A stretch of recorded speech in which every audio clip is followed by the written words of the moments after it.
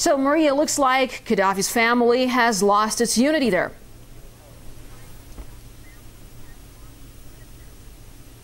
Yes, Marina, Russia has just recognized National Transitional Council as Libya's functional authority, and what we are hearing here from the inner circle of Gaddafi makes us believe that there is a split there.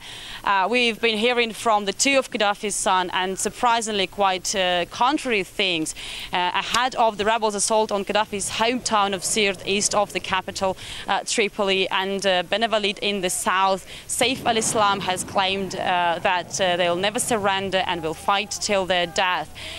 Just days before the rebels' ultimate expires, Saif al-Islam has apparently talked to Al-Rai, Kuwaiti private satellite television. Meanwhile, the rebels' command has claimed that Gaddafi's third son, Saadi, is currently trying to negotiate with them the terms of his own surrender. He has said that Saadi called him asking about where safety could be guaranteed for him, yet this information cannot be confirmed properly. Just to remind you, Saadi is the one who's earlier been appointed by Gaddafi to mediate the negotiations with the rebels to form transitional government, something the rebels themselves have rejected, arguing that they are not negotiating with the criminals and or with the killers, but can only provide them with a fair trial. Back to you, Marina. Well, Maria, as we know, Tripoli is now controlled by the rebels. So have they been able to restore order in the city?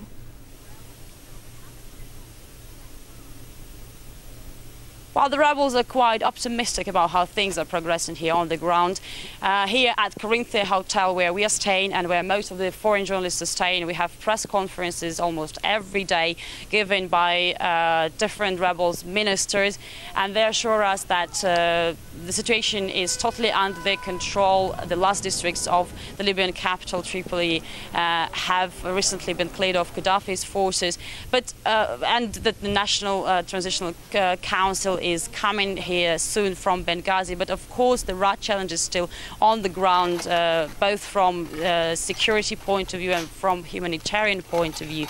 The city is currently flooded with armed people, mostly young and inexperienced, with little knowledge of how to use weapons. We are hearing that many civilians, including journalists, have recently been wounded in what we call celebratory shootings.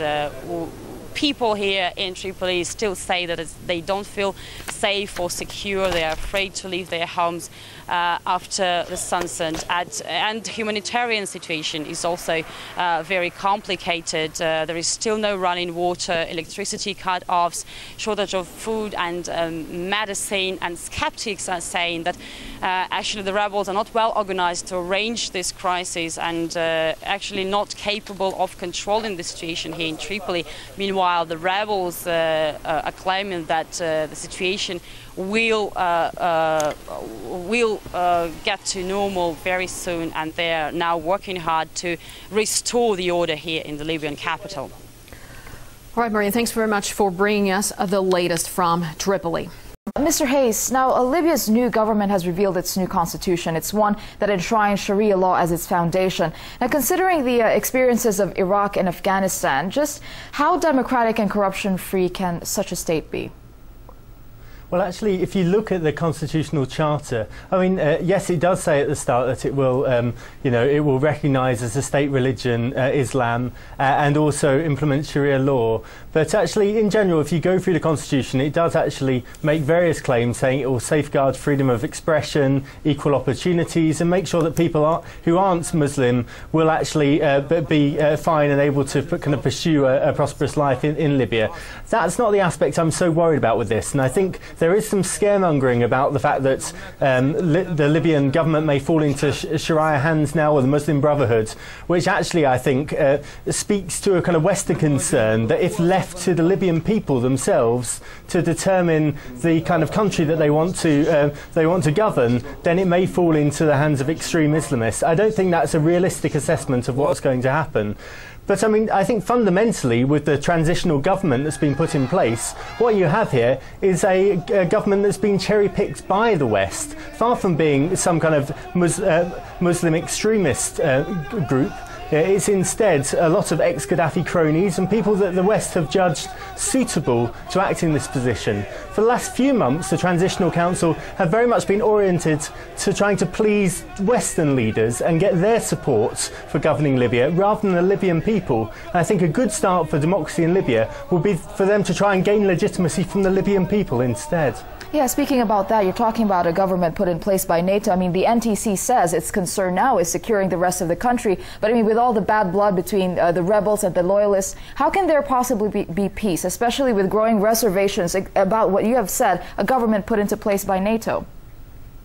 Well, I think that is a problem, and I think as well as securing the rest of the country, they also need to try and win the debate with the Libyan people about why they're in any way more legitimate rulers than Gaddafi. These are people that aren't elected. They've been selected by NATO and by the West, you know, as people that they're willing to work with and they're willing to be given embassies with. But the Libyan people still do not have a voice yet, and I think it's fundamental that as well as securing the rest of Libya, which of course they're trying to do at the moment, they do win that debate. They say, this is our constitutional charter, this is what we stand for, this is the way we think the country should be governed, and really put that to Libyan people for them to make up their own minds.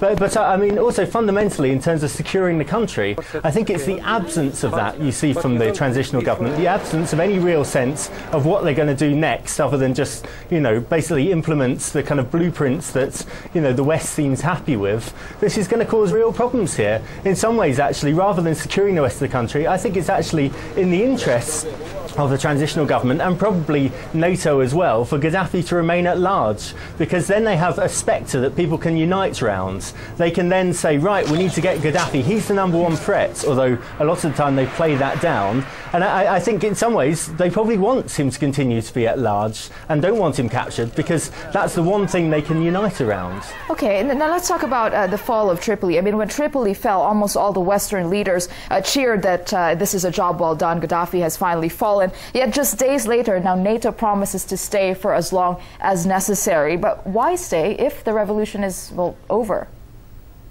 Well, for a start, I wouldn't say this is in any way a revolution. The Western governments basically bombing a path and kind of a ragbag of rebels then filling the vacuum that, you know, left by Gaddafi isn't in any way what I would term a revolution.